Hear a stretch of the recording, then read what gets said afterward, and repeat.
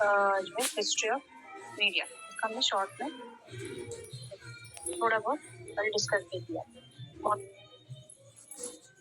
Recording in progress.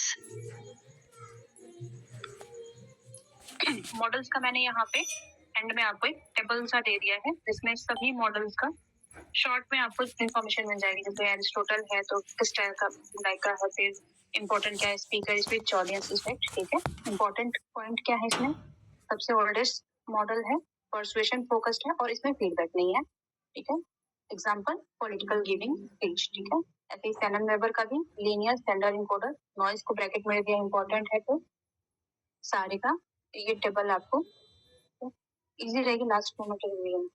हम history पे बात,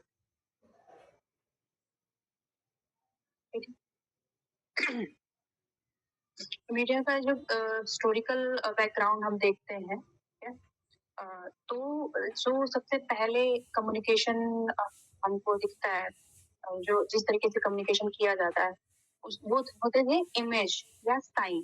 ठीक है, सिंबल, इनके थ्रू जो है वो कम्युनिकेशन किया जाता था। पुराने टाइम पे जैसे गुफाओं में अजंता एलोरा की गुफाएं हैं, कोणार्क का सूर्य मंदिर है। ठीक है, तो अभी भी लोग जो आर्ट की स्टडी करते हैं वहाँ पढ़ने के लिए जाते हैं, या फिर हिस्ट्री वाले भी वहाँ के बारे में, उनके बैकग्राउंड, उनके जो है पहनावे, ये सारी चीजें जो इमेज वहाँ पे क्रिएट करी गई है, या फिर जैसे अजंता में पूरी की पूरी बौद्ध कथाएं हैं, बौद्ध की जातक कथाएं सारी, तो उसको उसके माध्यम से इंफॉर्मेशन शेयर करी जाती है। तो कम्युनिकेशन पहले इस तरीके से होता था, चित्रों, गुफाओं, ठीक है, इनके माध्यम से किया जाता था। इमेज होते थे, सिंबल होते थे। उसके बाद जब स्टार्टिंग का फेज था, प्री प्रिंट एरा जिसको कहेंगे हम, वो जब स्टार्ट हुआ तो जो है उस टाइम पे ये चीजें थी कि इमेज था, और ये इमेज से भी पहले अगर हम बात करें तो जो वो थे, क्या नाम है, जो आदि मानव वगैरह थे, तो वो उनके पास कोई एक अपना शब्द भी नहीं था। ठीक है, और उनको इमेज भी वगैरह क्रिएट नहीं करने आते थे, तो वो सिंबल या फिर इस तरीके से ओरली कुछ न कुछ साइन के थ्रू बोल करके लैंग्वेज उससे कम्युनिकेट करते थे। बाद में वो इमेज क्रिएट करने लगे चीजों को देख करके, जैसी जो चीज दिख रही है वैसा वो इमेज क्रिएट कर रहे हैं और वो उसके थ्रू कम्युनिकेट कर रहे हैं। उसके बाद से ओरल ट्रेडिशन आ गया आपका, जो हमारी पुरानी परंपराओं में भी है, श्रुति की परंपरा, जो जो कर एक दूसरे से जो गुरुकुल में शिक्षा दी जाती थी कि कहानियां कहते थे, चीजों के बारे में पढ़ाते थे, श्लोकों के, और पूरा जो वेद पाठन किया जाता श्रुति की परंपरा से होती थी, तो बोल करके कम्युनिकेट किया जाता था और पीढ़ी दर पीढ़ी जो है वो चीजों को शेयर करा जाता था। ठीक है, फिर सबसे पहले जो रिटन चीजें स्टार्ट हुई वो शुरू हुई थी मिस्र से। ठीक है, उसमें सबसे पहले पेपरस में जो है वो का यूज करके और लिख करके चीजों को भेजने की परंपरा वहां पे शुरू करी गई। फिर 105 में ईस्वी में, ठीक है, चीन में जो है कागज का आविष्कार किया गया, और कागज का जब इन्वेंशन हुआ तब से कम्युनिकेशन का स्वरूप पुराने से काफी चेंज हो गया। तब लिखना इजी हो गया, लोगों तक कम्युनिकेट करके अपनी चीजों को पहुंचाना आसान हो गया, और अपनी चीजों को जैसा चाहते हैं बिल्कुल उस तरीके से लिख करके, उस भावनाओं के साथ में लिख करके पहुंचाना आसान हो गया। जैसे पत्थर पे या सिंबल पे वहाँ पे इमेज तो बना दी गई, लेकिन वो फीलिंग्स, वो किस तरीके से कम्युनिकेट करना चाह रहा है, वो चीजें नहीं हो पाती थी। बट कागज आने से ये चीजें आसान हो गई। ठीक है, इसमें हमने टंग डायनेस्टी, ठीक है, फर्स्ट प्रिंटिंग बुक उसमें वो ब्लॉक्स पे करते थे चाइना में। पेपर से पहले जो है जो डायमंड सूत्र वगैरह है, तो ब्लॉक्स पे चीजों को कुरेदा जाता था, लकड़ी के ब्लॉक्स होते थे, और उससे जो है जैसे प्रिंटिंग करी जाती है ना, कभी अभी भी होता है कपड़ों पे कुछ छपाई करी जाती है, वो ब्लॉक्स होते हैं, उस पे वैसा डिजाइन बना देते हैं और कलर उस पे लगकर कपड़ों पे छपाई करी जाती है। तो वही चीज वहां पे प्रिंटिंग में करती थी। वो शब्द लिख गए हैं, एक एक ब्लॉक है, उसमें एक एक शब्द को कुरेद दिया गया है और उन शब्दों से वो छपाई करी जाती थी। ठीक है,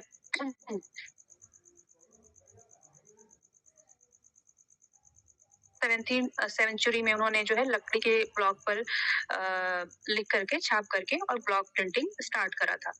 उसके बाद आता है आपका प्रिंटिंग प्रेस का जो एरा है, जो गुटेनबर्ग प्रिंटिंग प्रेस स्टार्ट किया था 1440 में। उस टाइम पे गुटेनबर्ग जो है वो जर्मनी से बिलोंग करते थे और उन्होंने सबसे पहले जो है प्रिंटिंग प्रेस स्टेबलिश करी, जो कि मूवेबल थी, मतलब एक दूसरे से दूसरी जगह उसको ले जाया जा सकता था, मतलब बड़ी होती थी बट फिर भी ले जाया जा सकता था। अब प्रिंटिंग प्रेस बनने के बाद क्या हुआ कि एक बड़े लेवल पे छपाई स्टार्ट हो गई चीजों की, प्रिंट करना आसान हो गया, ठीक है। और जो नॉलेज था, जो एक ही जगह हर एक कंट्री का अपना नॉलेज उनके पास होता था, वो अब एक दूसरे से दूसरी जगह जाना आसान हो गया। किसी जगह जा करके कोई चीज सीख करके आना, ये चीजें आसान हो गई कि हम गए और वहाँ के कल्चर, वहाँ के लिटरेचर के बारे में पढ़ करके आ रहे हैं। ये सारी चीजें वहाँ का के ज्ञान को जो है अधिक मात्रा में ला रहे हैं। तो ये चीजें, जैसे ही प्रिंटिंग प्रेस समय पे महंगा, लेकिन ये चीजें आसान हो गई। और ये भी नहीं रहा उन्हीं लोग नॉलेज है जो पढ़े हैं या जो जा रहे, ठीक है, या जो विद्वान है। जो आम व्यक्ति है जो बहुत ज्यादा नहीं पढ़ा हुआ है, थोड़ा बहुत उस तक भी इंफॉर्मेशन जाने लगी और थोड़ी चीजें इंफॉर्मेशन को भी उनके माध्यम से लेने लगा। ठीक है, इसके और साथ में जैसे जब ये चीज़ें जैसे-जैसे बढ़ रही थी, उससे क्या हो रहा था कि रेनेसांस आने स्टार्ट हो गए, लिटरेचर का डेवलपमेंट हुआ। जितना ज़्यादा स्टोरीज़ लिखी गई, एक-दूसरे से शेयर करी गई, एक-दूसरे के कल्चर के बारे में, लैंग्वेज की इम्पोर्टेंस बढ़ने लगी। जैसे-जैसे लिखना स्टार्ट, क्योंकि कम्युनिकेशन तो बाय बर्थ स्टार्ट हो जाती, सभी चीज़ें कम्युनिकेट करती हैं, वस्तुएँ भी कम्युनिकेट करती हैं। उसके लिए शब्दों की आवश्यकता नहीं है, उसके लिए भाषा की आवश्यकता नहीं है। बट जो है भाषा अगर है, तो बिना कम्युनिकेशन के उसका कोई उपयोग नहीं है। मतलब अगर कोई चीज़ लिखा हुआ है, उसको कोई जानता ही नहीं है कि वो उसे कम्युनिकेट कैसे करना है, उसे समझना कैसे है, डिकोड कैसे करना है, तो उसका कोई उपयोग नहीं है। तो जैसे ही कम्युनिकेशन बढ़ा, जैसे प्रिंटिंग प्रेस फिर आए, उस तरीके से लैंग्वेज भी इम्प्रूव होती गई, ठीक है? इसमें हम देखते हैं कि जो फर्स्ट प्रिंटेड बुक थी, वो थी जो है एक बाइबल थी, ठीक है? ओल्ड गोवा में फर्स्ट प्रिंटिंग प्रेस स्टार्ट हुआ था। एकता ढूँढना हम पढ़ते हैं, ठीक है?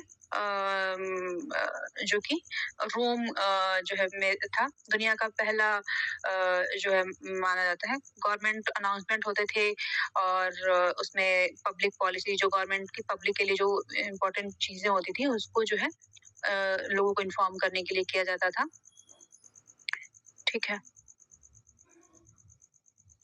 हुँ, ठीक है।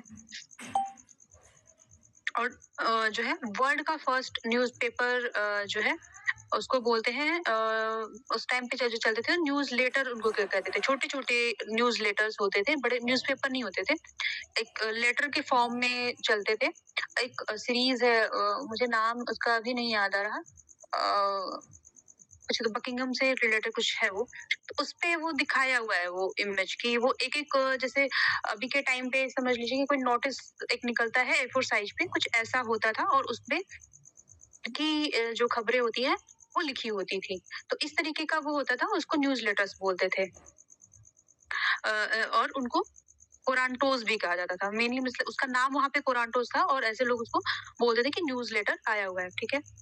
और उसी को पूरे वर्ल्ड का जो पहला रेगुलर बेसिस पे आने वाला जो है न्यूज़पेपर माना जाता है, ठीक है? अखबार कह सकते हैं, न्यूज़पेपर कह सकते हैं, जो है वो माना जाता है। उसके बाद से जो है गुटेनबर्ग ने जब स्टार्ट कर दिया, तो जो मॉडर्न पत्रकारिता है, मॉडर्न जो जर्नलिज़्म है, वो डेवलप होने लगा। उस तरीके की न्यूज़ एक-दूसरे से शेयर करी जाने लगी। उस तरीके से उसका यूज़ करके एक-दूसरे से इन्फॉर्मेशन शेयर करी जाने लगी, ठीक है? इसके बाद हम देखते हैं फर्स्ट न्यूज़पेपर इन इंडिया, ठीक है? तो इंडिया में न्यूज़पेपर जनवरी 29 1870-80 में जेम्स अगस्त हिक्की जो थे, उन्होंने स्टार्ट करा बंगाल गज़ट, जिसको हिक्की गज़ट भी कहा जाते हैं, ठीक है? बंगाल गज़ट कहते हैं, हिक्की गज़ट कहते हैं, कलकत्ता जनरल एडवाइज़र इसमें कलकत्ता एडवर्टाइज़र लिखा हुआ है, कलकत्ता जनरल एडवर्टाइज़र उसको जनरली बोल देते हैं, दोनों शॉर्ट नाम है, ठीक है? ये सारी चीज़ें इसको बोली जाती थी, ठीक है? ये स्टार्ट कब से हुआ था? 29 जनवरी 1780 से, ठीक है? इसके एडिटर कौन थे? जेम्स अगस्टस हिक्की, ठीक है? कलकत्ता जनरल जो है एडवर्टाइज़र भी इसको कहते थे और जो इसका फ़ेमस नाम था उस टाइम पे, वो था हिक्की गज़ट, ठीक है? और ये इंडिया का फर्स्ट प्रिंटेड न्यूज़पेपर था, ठीक है? ये जो है जो हिक्की गज़ट था, जो बंगाल गज़ट था, इसमें क्या करते थे कि ये बेसिकली जो ईस्ट इंडिया कंपनी थी उसको क्रिटिसाइज़ करता था, उसके बारे में नेगेटिव चीज़ें लिखा करता था। इसलिए इस पे बहुत सारे रिस्ट्रिक्शंस भी लगाए गए और बाद में इसकी सेंसरशिप भी जब्त कर ली गई और एक बार ट्रैवल करते हुए यूरोप जाते हुए जो है हिक्की की डूब करके डेथ भी हो गई। उन्होंने जो क्वीन थी उनके ऊपर भी कुछ कमेंट्स किए हुए थे जिसके लिए उसे जेल भी जाना पड़ा था। तो बेसिकली ये क्वीन और किंग के जो भी एक्टिविटीज होती थी, जो उनकी पॉलिसीज होती थी, उसको डायरेक्टली क्रिटिसाइज करते रहते थे अपने न्यूज़पेपर में, इसलिए ही ये ज्यादा फेमस हुआ था, ठीक है?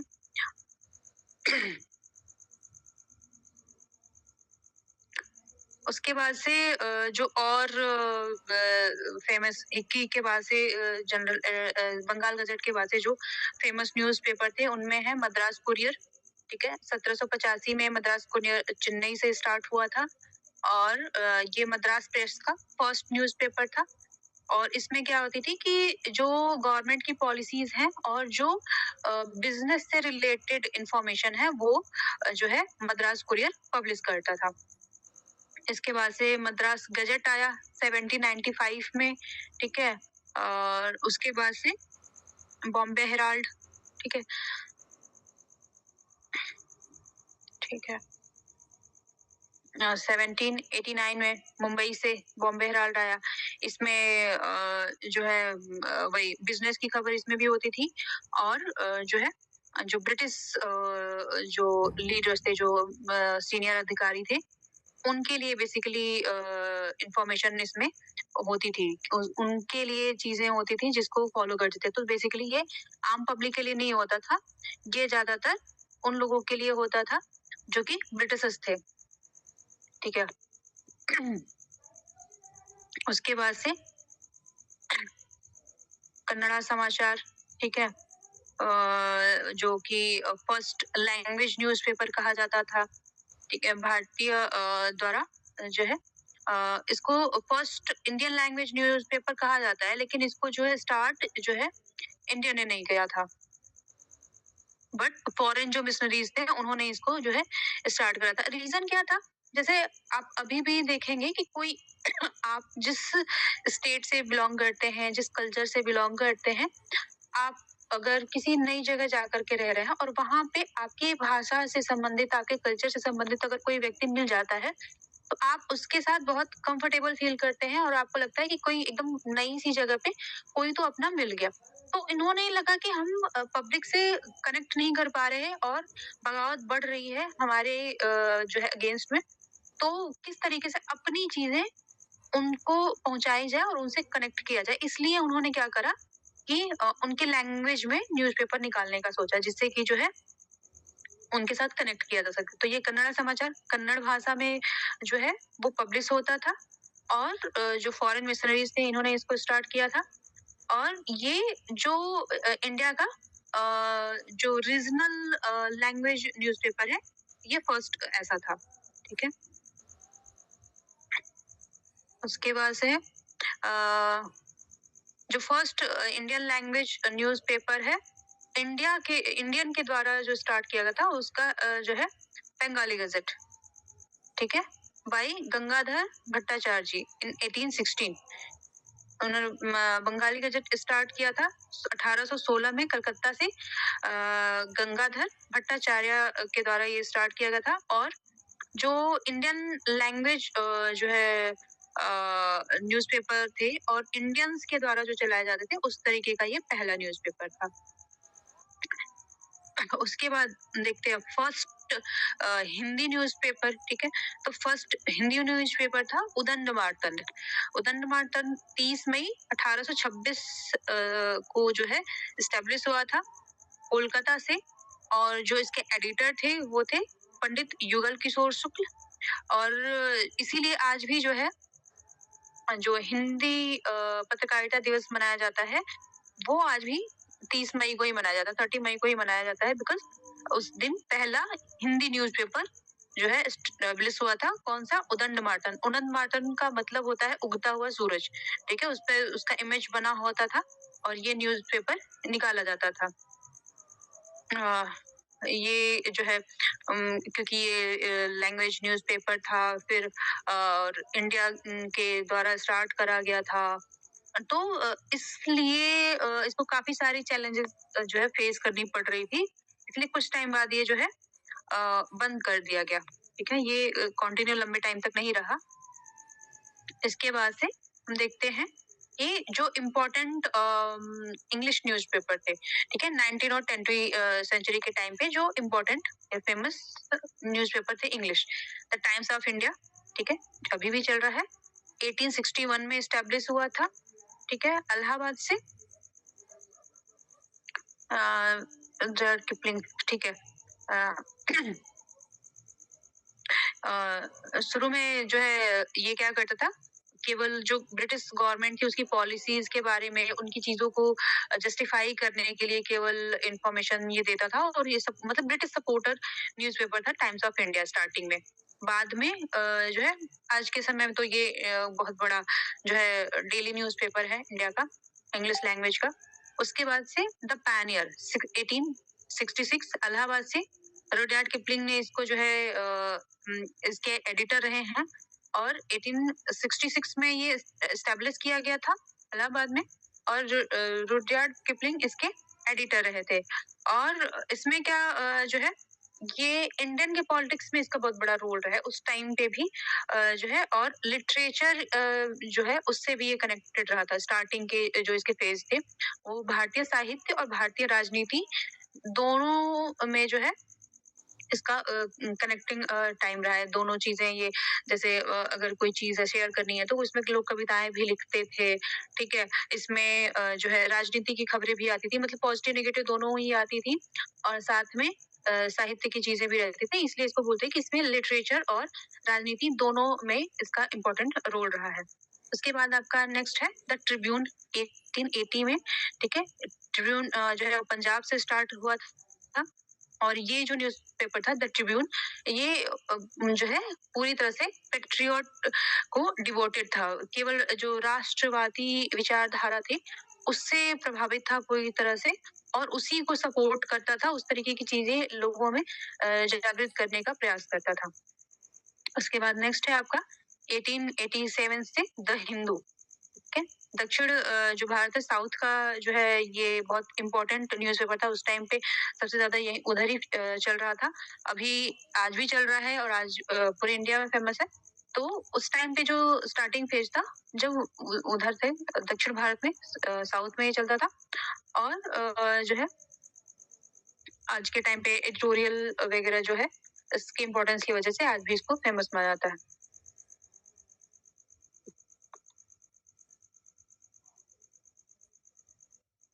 के बाद हम देखते हैं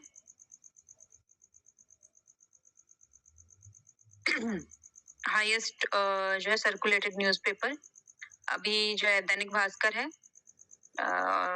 सबसे ज्यादा पढ़ा जाने वाला, मलयालम मनोरमा, ठीक है? और लैंग्वेज न्यूज़पेपर में, और the Times of India English में सबसे ज्यादा जो है पढ़ा जाता है। उसके बाद है audit bureau of circulation, ABC. 1948 में जो है ऑडिट ब्यूरो ऑफ सर्कुलेशन की स्थापना हुई थी। ये एक नॉन प्रॉफिट जो है वॉलंटरी ऑर्गेनाइजेशन है। ये क्या करता है, जो है अ, जो आपके क्या कहते हैं, जो पब्लिशर होते हैं, ठीक है, या एडवर्टाइजर होते हैं, या एडवर्टाइजिंग एजेंसीज के जो मेंबर हैं वो इसके सदस्य होते हैं। इसका काम क्या है, किसी भी जो क्या कहते हैं न्यूज़पेपर है उसका सर्कुलेशन कहाँ पे है, ये सारी चीजें चेक करता है। मतलब किस लैंग्वेज का है, या वो किस रीजन का है, एरियाज में ज्यादा फेमस, ये सारी चीजें का जो मॉनिटरिंग करना है ये काम है। और जो है बेसिकली ट्रांसपेरेंसी को मेंटेन करना इस काम है। साथ में एडवर्टीजमेंट वगैरह है, ठीक है? तो एडवर्टीजमेंट का जो है प्राइस, जैसे कोई न्यूज़पेपर बहुत ज़्यादा इंक्रीज़ ना कर दे, ठीक है? स्पेस किस तरीके से डिसाइड किया जा रहा है, ये सारी चीज़ें कि उसमें कौन-सा एडवर्टाइज़मेंट कहाँ आ रहा है, कितना स्पेस किसको दिया जा रहा है, ये पूरा का पूरा मॉनिटर करना, ये सारी चीज़ें जैसे कि आपकी ट्रांसपेरेंसी बने रहे, ये आपका एबीसी का काम है, ठीक है? जैसे कि अगर कोई न्यूज़पेपर है, अगर वो कह रहा है कि उसकी पर डे 10 लाख जो है वो कॉपियाँ छपती है, तो जो है एबीसी उसका रिकॉर्ड रखेगा, तो फिर वो उस पे जा करके बता सकता है कि ये क्लेम जो है वो गलत है, और उस पे केस किया जा सकता है। अगर कोई जानना चाहे कि कितना सर्कुलेशन है, तो उस पे कर सकते हैं जा करके। उसके बाद से ठीक है। ये नीचे मैंने टेबल में वो किया है, जो आपका ह्यूमनगिरी सामूरा न्यूज़पेपर है जापान का। ये भी वर्ल्ड का लार्जेस्ट सर्कुलेटिंग न्यूज़पेपर है, ठीक है? इसको हम यहाँ पे देखते हैं। देखिए टेबल ये जो बनाया हुआ है, टेबल में क्या early communication in printing press, इसको ऐसे याद करेंगे। अर्ली कम्युनिकेशन कैसे होता था? सिंबल जो है, इमेज, ठीक है? और ओरली कुछ चीजें बोल करके। एग्जाम्पल क्या है? गुफा, चित्र और लोक कथाएं, ठीक है? और उसके बाद ऐसे हुआ पेपर इजिप्ट से लिखने की जो है स्टार्टिंग करी गई, और उस टाइम पे क्या रिकॉर्ड में रखा जाता था, जो भी गवर्नमेंट रिकॉर्ड होते थे वो सारी चीजें। उसके बाद से 105 में एडी में चाइना में पेपर का आविष्कार हुआ। उससे क्या हुआ कि जो रिटन वाली चीजें थी वो इम्प्रूव हुई, और एक दूसरे से दूसरी जगह इंफॉर्मेशन ले जाना, एक दूसरे से कनेक्ट करना, से अधिक नॉलेज शेयर जो करना है, वो चीजें इम्प्रूव हुई। उसके बाद ब्लॉक प्रिंटिंग का चाइना 70s में ब्लॉक से छपाई करी जाती थी, और धार्मिक ग्रंथ बेसिकली लिखे गए। गुटेनबर्ग प्रेस 40 में मूवेबल टाइप प्रिंटिंग प्रेस उन्होंने करा, जिससे कि मॉडर्न प्रिंटिंग प्रेस की जो है का वो नींव रखा गया एक तरह से। और गुटेनबर्ग बाइबल, जो उन्होंने फर्स्ट बाइबल प्रिंट कर दी, उसको बोलते हैं गुटेनबर्ग बाइबल, ठीक है? उसके बाद first newspaper world and India, world first regular newspaper रेशन अल्टर फिल्मन, ठीक है? जनवरी का था, 1605 में हुआ। India first newspaper gazette या हिक्की गजट बोलते हैं, 1780 में। पब्लिशर कौन थे? जेम्स कस्टर सिटी। अदर नेम क्या है? कलकत्ता एडवर्टाइजर या कलकत्ता जनरल एडवर्टाइजर। इसके बाद है early English newspaper India. Newspaper कौन सा है? मद्रास कुरियर 1785 मद्रास से। इसमें क्या आती थी? प्रशासनिक और व्यापारिक खबरें आती थी। मद्रास गजट है 1795 में मद्रास से जो है आधिकारिक सूचनाएं होती थी। बॉम्बे हेराल्ड 1780 मुंबई से, इसमें औपनिवेशिक प्रशासन संबंधी समाचार होते थे। उसके बाद है Indian language newspaper, first language newspaper non Indian publisher, Kannada समाचार, ठीक है? कन्नड़ा से मिशनरीज ने इसको जो है वो स्टार्ट करा। फर्स्ट इंडियन लैंग्वेज गजट 70 से कत्ता गंगाधर भट्टाचार्य, ये बंगाली गजट है basically, Bengal. First Hindi newspaper Udant Martand 30 मई 1800 कोलकाता, पंडित जुगल किशोर शुक्ला, ठीक है? Major English newspaper 19th century the Times of India, ठीक है? बॉम्बे ब्रिटिश समर्थक भारत में पहला मुख्य कृषि दैनिक। The Pioneer 1866 Allahabad, Rudyard Kipling जो है एडिटर है, और एडिटोरियल के लिए अभी भी फेमस है। द ट्रिब्यून 1880 पंजाब राष्ट्रवादी न्यूज़पेपर था ये। द हिंदू 1887 सॉरी मद्रास से जो है उच्च स्तरीय, मतलब ये बेसिकली था कि लैंग्वेज इनकी बहुत पॉलिश्ड होती थी इस तरह। और ये जो न्यूज़पेपर द हिंदू आता था, ये सामान्य व्यक्ति के लिए नहीं आता था। ये इसमें उस तरीके की खबरें होती थी, बिजनेस से खबरें होती थी, या एजुकेशनल ऐसी होती थी कि जो पढ़े लिखे ज्यादातर व्यक्ति हैं, या जो हायर क्लास फैमिली है, उनके लिए बेसिकली ये न्यूज़पेपर निकलता था, ठीक है? और हिंदुस्तान टाइम्स 1923 दिल्ली से जो है नेशनल जो है न्यूज़पेपर है आज भी, ठीक है? उसके बाद हाईएस्ट सर्कुलेटेड दैनिक भास्कर हिंदी भारत में सबसे जो है मलयालम नोरमा मलयालम दक्षिण भारतीय का दैनिक है। The Times of India English, ठीक है? उसके बाद audit bureau of circulation establishment 48 nature non for profit voluntary body है। Membership publisher advertiser advertising agencies दी हैं।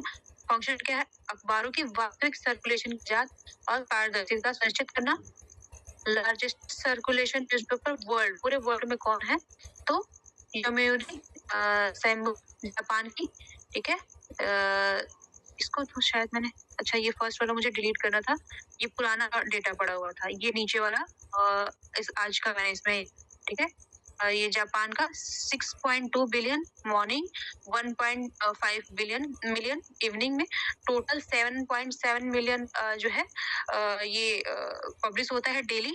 ये 2023 का डाटा है। आसानी सिमरन जो है जापान का 3.39 मिलियन, और द जापान ब्यूरो ऑफ, वहां पे भी ब्यूरो ऑफ पॉपुलेशन है, उसके 2024 की रिपोर्ट है। और दैनिक भास्कर इंडिया का सबसे बड़ा है, ये एबीसी का जो है, इंडिया के एबीसी का 23 का डाटा है, ठीक है। अब यहाँ पे देख रहे हैं कि आप ये पुराना जो डेटा जो 2020 में या 9 मिलियन कॉपी, ठीक है, यहाँ पे 7 है। तो यहाँ पे भी ये भी दिख रहा है कि जो व्हेन उन्होंने बोला है कि डिक्लाइन हो रही है, ठीक है, लोग न्यूज़पेपर अब कम पढ़ रहे हैं। इवन जापान जैसे कंट्री में जहाँ पे सबसे ज्यादा रहते थे, अब वहां भी डिक्लाइन स्टार्ट हुआ है। द रेड स्ट्रक्चर जो है वो लगभग 50% कम हो गया है, ठीक है, टोटल रेवेन्यू से। कितना ही बड़ा न्यूज़पेपर है, हाईली सर्कुलेशन है, वो सब के सब जो है अभी चैलेंजेस फेस कर रहे हैं। इसके बाद हम देखते हैं news agencies in India. News agency basically क्या होती है? तो न्यूज एजेंसी जो है, जिनको समाचार भी कहते हैं, ये एक तरह का ऑर्गेनाइजेशन होता है जो कि जो इंफॉर्मेशन, जो समाचार जो है न्यूज कलेक्ट कर जाते हैं, जिसे वर्ल्ड लेवल जगहों पे जो है चैनल्स के या न्यूज़पेपर नहीं गए, तो वहां पे क्या करते हैं, कलेक्ट करते हैं, ठीक है, वेरीफाई करते हैं उस न्यूज को। और जितने भी डिफरेंट डिफरेंट मीडिया ऑर्गेनाइजेशन हैं, जैसे कि न्यूज़पेपर हो गया, टेलीविजन हो गया, रेडियो हो गया, कोई वेबसाइट है, ठीक है, उन तक वो जो है, तो न्यूज एजेंसी का क्या है कि कलेक्ट करना न्यूज को, कहीं से भी जहाँ से इंफॉर्मेशन आ रही है, और उसके बाद जो है उनको अलग अलग जो है, अलग अलग ऑर्गेनाइजेशन को, मीडिया ऑर्गेनाइजेशन को शेयर। इसका मेन क्या क्या काम है? जो देश विदेश से खबरें इकट्ठा करना, उसके बाद उनका फैक्ट चेक करना, वेरीफाई करना, ठीक है, फोटोज, वीडियोस, प्रेस रिलीज, ठीक है, ये सारी चीजें भी अवेलेबल कराती हैं ये मीडिया हाउस को। और जैसे कि दूर दराज के क्षेत्र है जहाँ पे सामान्य हर कोई नहीं जा सकता, ठीक है, तो वहां से भी इंफॉर्मेशन कोई ना कोई जाता है, और इंफॉर्मेशन कलेक्ट करके कोई कुछ एक टीम चली जाती है, और वहां से ला करके और सभी न्यूज़पेपर तक भेजा जाता है, ठीक है। और जिससे क्या होता है कि बहुत सारे मीडिया हाउस को जाकर के वहाँ पे और चीजों को वेस्ट, जैसे समय और संसाधन का जो है वेस्टेज नहीं होता है। जैसे आपने देखा होगा कई बारी जो न्यूज आती है उस पे पीटीआई, यूएनआई नीचे न्यूज़पेपर में भी लिखा होता है, तो वो सोर्स होता है वहां से कि वहां से वो इन्फॉर्मेशन ली गई है। फिर उसके बाद हर मीडिया ऑर्गेनाइजेशन उसको अपने अपने तरीके से प्रेजेंट करता है। न्यूज एजेंसी इम्पोर्टेंट क्यों है? फर्स्ट की जो है, ये मीडिया को जो है, मतलब इससे जो इन्फॉर्मेशन है उसको एक तरह से विश्वसनीय माना जा सकता है, और केवल इंडिविजुअल लेवल पे किसी मीडिया ऑर्गेनाइजेशन ने कोई इंफॉर्मेशन पब्लिश करी है उससे ज्यादा, और कम खर्चे में। जैसे अगर किसी को अपना न्यूज़पेपर या न्यूज़ पोर्टल स्टार्ट करना है, तो वो सारे इतने सारे जर्नलिस्ट को हायर करना, सारे जो है इक्विपमेंट स्टेब्लिश करने से बेहतर होगा कि अगर रजिस्ट्रेशन करा लिया उसने न्यूज एजेंसी से, पीटीआई से, एएनआई से, तो वहां से उसको न्यूज मिल जाएगी, और उस न्यूज को यूज करके वो अपना पोर्टल चला सकता है, ठीक है। तो उसका संसाधन कम उपयोग होगा, और उसके पास इंटरनेशनल, नेशनल सभी तरह की खबरें मिल जाएंगी, और इसमें कोई किसी भी तरह के गवर्नमेंट के रूल या रेगुलेशन का वायलेशन भी नहीं है, क्योंकि आपने खुद से नहीं लिया, आपने उस सोर्स का यूज करते हुए अपना काम कर रहे हैं, ठीक है। इसके बाद हम फर्स्ट देखते हैं फ्री प्रेस ऑफ इंडिया, ठीक है, एफपीआई।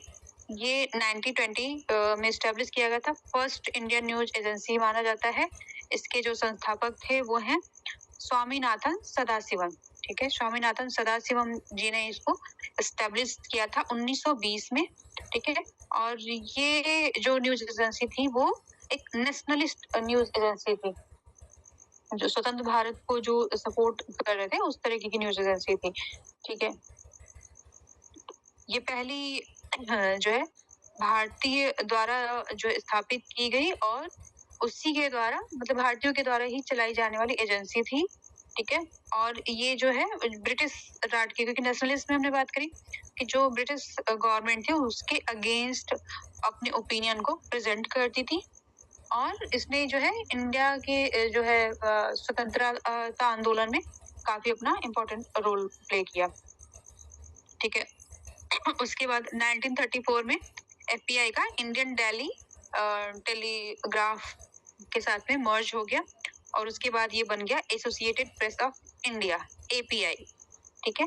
और 1947 से जो है एपीआई जो है वो मर्ज हो गया पीटीआई में, तो अभी पीटीआई केवल है, ठीक है?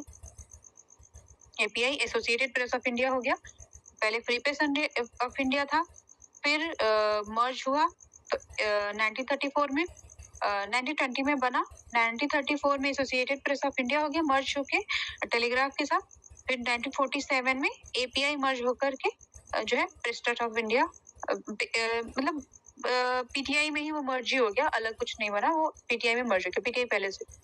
उसके बाद हम देखते हैं हाँ, PTI press trust of India registered 1947 और जो है उसका काम जो स्टार्ट फंक्शनिंग जो इसकी स्टार्ट हुई थी वो 1949 से स्टार्ट हुई। जो है भारत की सबसे पुरानी और बड़ी जो है न्यूज़ एजेंसी है ये और इसकी जो कवरेज है वो इंग्लिश और हिंदी दोनों लैंग्वेज में होती है, ठीक है? इंटरनेशनल लेवल की न्यूज़ एजेंसी है ये, ठीक है? लगभग हर बड़े मीडिया हाउस द्वारा इसको यूज़ किया जाता है, लगभग सभी इससे रजिस्टर्ड हैं, ठीक है? प्राइमरी एजेंसी मानी जाती है इंडिया की और गवर्नमेंट, ठीक है? जो है non government, government, sports, international हर तरह की खबरें जो है प्रोवाइड कराती है और जो है क्रेडिबिलिटी इनकी और से ज़्यादा है, विश्वसनीय है, ठीक है? और फैक्ट जो है आधी चीज़ होती है, हाईली क्रेडिबल न्यूज़ एजेंसी मानी जाती है ये इंडिया में अभी, ठीक है? लिखा होता है, सोर्स देते हैं ना न्यूज़ के नीचे पीटीआई जो है उस तरह की, ठीक है? इसके बाद से Uni, United news of India, ठीक है? इंग्लिश और हिंदी दोनों में जो है ये कंटेंट देते हैं। दुनिया की जो फर्स्ट ऐसी न्यूज़ एजेंसी है जो कि उर्दू में भी न्यूज़ देती है, ठीक है?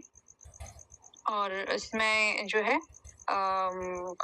राजनीतिक खबर होती है, जो समाज से रिलेटेड खबर होती है, ठीक है? स्पोर्ट्स होती है, बिजनेस की न्यूज़ होती है, ठीक है? इस तरह की सारी खबरें ये देती है और जो है क्योंकि नेशनल लेवल की है तो ये जो है इंडिया के सभी लगभग छोटे-बड़े शहरों तक इसकी पहुँच है और वहाँ तक ये इन्फॉर्मेशन सर्कुलेट करती है। जो है गवर्नमेंट की जो इन्फॉर्मेशन है और नॉन गवर्नमेंट इन्फॉर्मेशन है, दोनों चीज़ें ये शेयर करती है। इसके बाद है एशियन न्यूज़ इंटरनेशनल, ठीक है? 1971 में एस्टेब्लिश हुई थी ये। अ, प्राइवेट मल्टीमीडिया न्यूज़ एजेंसी है ये, ठीक है? एएनआई को आप देखेंगे वीडियोज़ वगैरह भी होता है या फिर एएनआई का फेसबुक पेज वगैरह भी है, अगर आप कभी देखा होगा तो उसपे न्यूज़ आती रहती है, ठीक है? और ड्यूरिंग इलेक्शन वगैरह वो कई पॉलिटिकल लीडर्स के इंटरव्यू भी करते हैं एएनआई खुद से अपने और वो भी उनके पेज पे अपलोड की जाती है, ठीक है? तो ये मल्टी मीडिया न्यूज़ एजेंसी है। भारत की जो है सबसे इम्पोर्टेंट न्यूज़ एजेंसी में मानी जाती है और क्योंकि ये क्या करती है कि फुटेज भी देती है, तो जो न्यूज़ चैनल है, टेलीविज़न जो मीडिया है बेसिकली या जो ऐसे जो है ऑनलाइन कंटेंट देने वाले हैं, वो सभी जो है इससे ज़्यादातर कंटेंट लेते हैं क्योंकि वीडियो प्रोवाइड करती है। इंग्लिश और हिंदी दोनों में ये न्यूज़ जो देती है, ठीक है? जैसे कई बारी जैसे इंटरव्यू ही है, उस इंटरव्यू का क्लिप अलग-अलग न्यूज़ चैनल वाले लेकर के और सर्कुलेट करते हैं। जो न्यूज़ इंटरव्यू एएनआई द्वारा लिया गया तो नीचे कहीं न कहीं लिखा होता है कॉर्नर में एएनआई, ठीक है? उसके बाद है IANS Indo Asian news service 1986 में स्टेब्लिश हुई थी। प्राइवेट इंटरनेशनल जो है एजेंसी है ये, ठीक है। इंग्लिश और हिंदी दोनों लैंग्वेज में है ये। इसका मेन काम क्या है कि जो NRI है, ठीक है, जो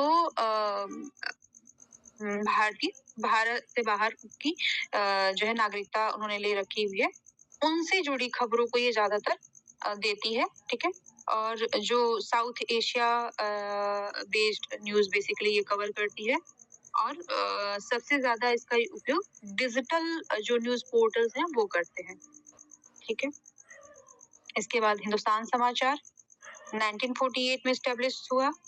लैंग्वेज हिंदी इंग्लिश दोनों है, ठीक है। विशेषता इसकी क्या है कि जो है, क्योंकि ये जैसे ही 47 में जो है कंट्री जो है इंडिपेंडेंट हुई, उसके बाद तुरंत स्टार्ट हुई है, तो ये बहुत इंपॉर्टेंट न्यूज है। जैसे कि हमने पढ़ा कि PTI 47 में स्टेब्लिश तो हो गई थी, लेकिन उसने वर्किंग 49 से स्टार्ट किया, 49 से स्टार्ट किया, लेकिन ये जो है 48 से वर्किंग है, ठीक है। उसके बाद से जो नेशनल मूवमेंट्स थे, जो राष्ट्रीय आंदोलन थे, उसमें जो चीजें हुई, जिस तरीके की कॉन्फ्लिक्ट रहे, उस पे रिपोर्टिंग करना हो, या फिर संसद की जो कार्यवाही रही है, जिस टॉपिक पे बात हुई, जो डिस्कशन होता था, उनको लोगों तक पहुंचाना हो, उस तरीके की ये जो पॉलिसीज बन रहे हैं, ठीक है, इन सब पे डिटेल कवरेज ये स्टार्टिंग में करती रही है। उसके बाद से ये कई मतलब इसके मेन हिंदी और इंग्लिश लैंग्वेज है, बट इसमें कई बारी अदर लैंग्वेज को यूज करके भी चीजें इंफॉर्मेशन शेयर करी जाती है।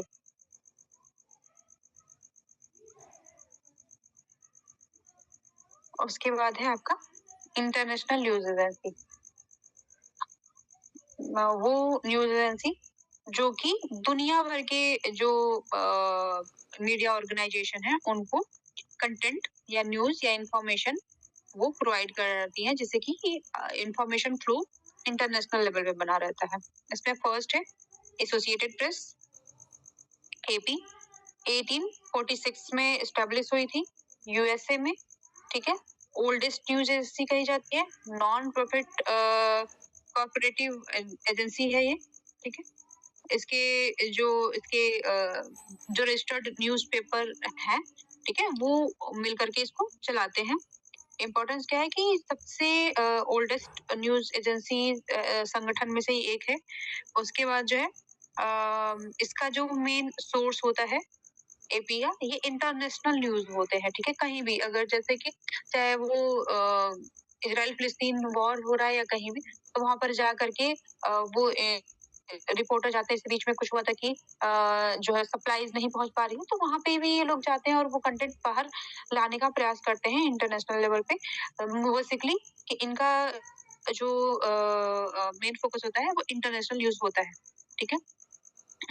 कहीं इलेक्शन हुआ और जिसका प्रभाव जो है वर्ल्ड लेवल पर पड़ने वाला है, जैसे कि अमेरिका का इलेक्शन है, ठीक है। वहां पे अगर इलेक्शन होता है तो उसका प्रभाव लगभग हर कंट्री पे पड़ता है, तो वहां के इलेक्शन को कवर कर रहे हैं। कहीं वॉर हो रहा है तो वॉर का जो है प्रभाव लगभग हर कंट्री पे पड़ता है। चाहे रशिया में युद्ध हो रहा है, लेकिन उसका प्रभाव इंडिया पे भी पड़ेगा। तो उस तरीके की खबरें ये कवर करते हैं, जो कि इंटरनेशनल है और इम्पोर्टेंट है, उसका प्रभाव लगभग सब पे पड़ेगा। इसके बाद है रेउटर, ठीक है। ये 1851 में स्टैब्लिश हुई थी, ठीक है, यूनाइटेड किंगडम में। उसके बाद थॉमस राउटर कॉर्पोरेशन के पास इसके का जो है ओनरशिप है, ठीक है। और इस पे किस तरीके की ज्यादातर इकोनॉमी बेस्ड न्यूज आती है, बिजनेस से रिलेटेड, फाइनेंशियल रिलेटेड खबरें इस पे जो है आती हैं, ठीक है। शेयर बाजार की जो खबरें होती हैं, या फिर जो है इकोनॉमी से रिलेटेड जो खबरें होती हैं, ठीक है, वो सारे जो अपडेट होते हैं वो चीजें यहाँ पे मिलती हैं। इसीलिए इसको मतलब वर्ल्ड का कह सकते हैं बहुत बड़ा बिजनेस न्यूज नेटवर्क कहा जाता है, ठीक है, राउटर को। उसके बाद है UPI, जैसे गोल्ड अगर कहीं बढ़ रहा है या घट रहा है तो उसकी न्यूज़ में तुरंत आ जाएगा। उसके बाद है UPI, United press international. UPI जो है 1907 में एस्टेब्लिश हुआ था। फ्रेंच न्यूज़ एजेंसी है ये, ठीक है? और ये कई लैंग्वेज में इंफॉर्मेशन जो है वो प्रोवाइड करती है। 1907 में एस्टेब्लिश हुई है तो ये भी ओल्डेस्ट न्यूज़ एजेंसी में ही आती है, ठीक है?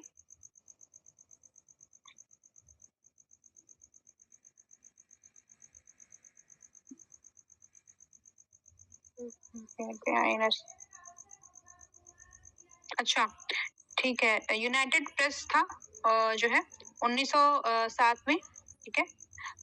और आईएनएस 1909 में एस्टेब्लिश हुई थी। दोनों को मर्ज करके फिर जो है इसको जो है 1998 यूपीआई फिर इसको मतलब चेंज कर दिया गया, ठीक है?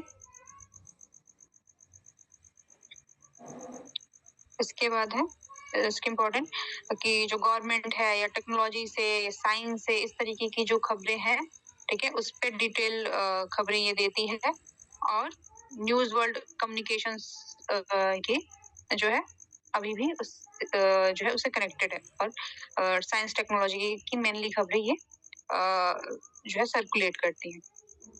इसके बाद मैम हाँ, मैम यूपीआई का नाम अभी भी यूपीआई है ना? उसमें आईएनएस मर्ज हो गया। नेम उसका यूपीआई है ना? इसका नाम जो था एक मिनट हाँ, इसका पहले नाम था यूनाइटेड प्रेस, ठीक है? यूपी। अभी नाम जो है इसका यूनाइटेड प्रेस इंटरनेशनल। समझ रहे? ठीक है मैम। ठीक है, यूपी था पहले, यहाँ पे लिखा हुआ है ना। फर्स्ट लाइन में आप देखिए, सबसे कॉर्नर में देखिए ब्रैकेट में यूपी के पहले, ठीक है? यूनाइटेड प्रेस, ठीक है? ठीक है यूनाइटेड प्रेस था और उसके बाद वो जो मर्ज हो गया, उसके बाद अभी यूनाइटेड प्रेस इंटरनेशनल हो गया। इसके बाद है एएफपी, एजेंसी फ्रेंच प्रेस, ठीक है? 1835 में एस्टेब्लिश हुए थे ये। फ्रेंच न्यूज एजेंसी है और जो है और सभी लैंग्वेज में न्यूज प्रोवाइड करती है। ओल्डेस्ट न्यूज एजेंसी है, ठीक है? फ्रेंच, इंग्लिश, अरबिक, स्पेनिश इन सभी भाषाओं में ये जो है न्यूज प्रोवाइड करती है। वॉर की या कहीं पे जो है किसी तरह की क्राइसिस है, जैसे हंगर क्राइसिस कही जा रही होती है, इकोनॉमिक बहुत ज्यादा डाउन हो गई, किसी तरह की वॉर चल रही है, इस तरीके की जो चीजें होती हैं उस पे बेसिकली ये अपनी रिपोर्ट बनाती है,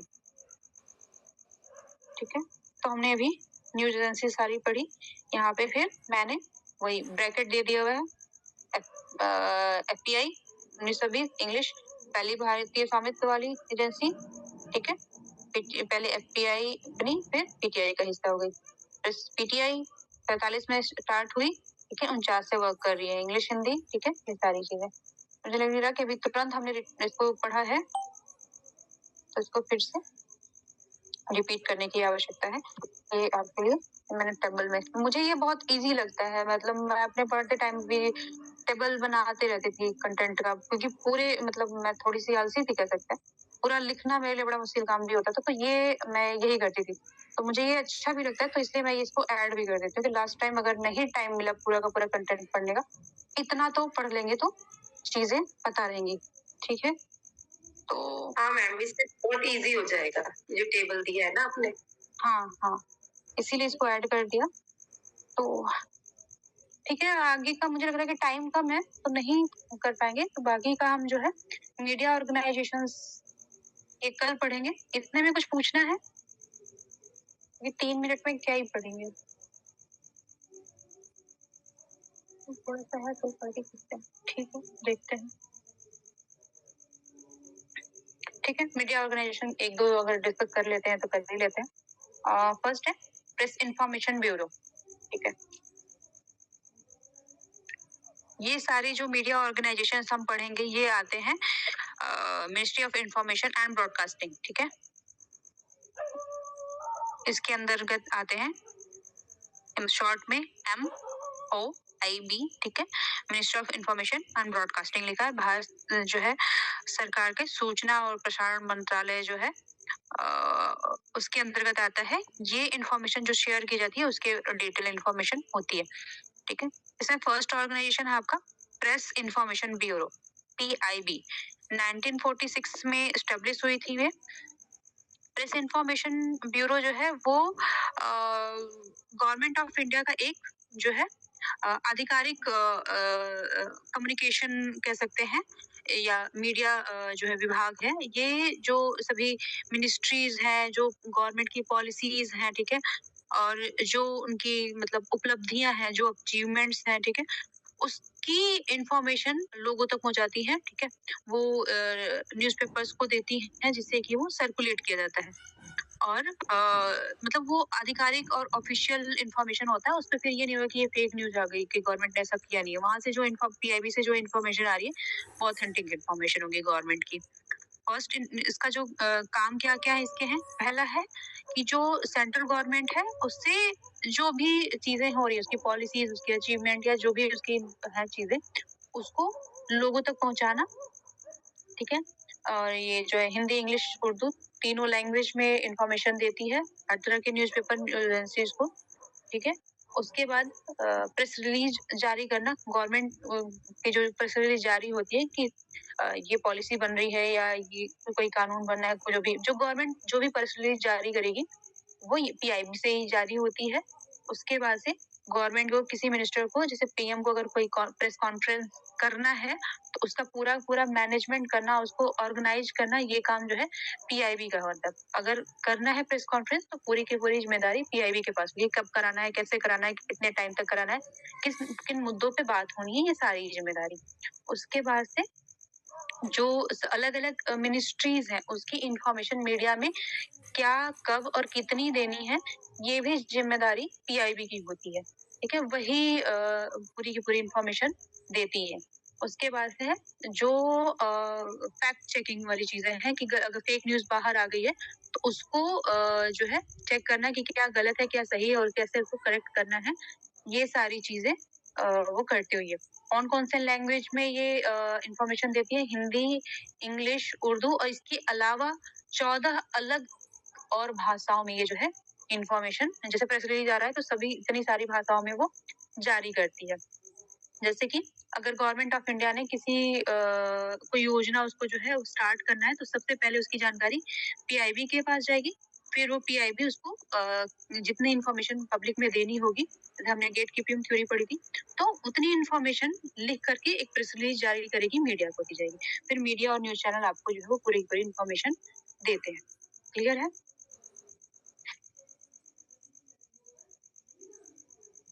ठीक है, फिर टाइम हो गया, आप लोग की नेक्स्ट क्लास होगी, तो आज की क्लास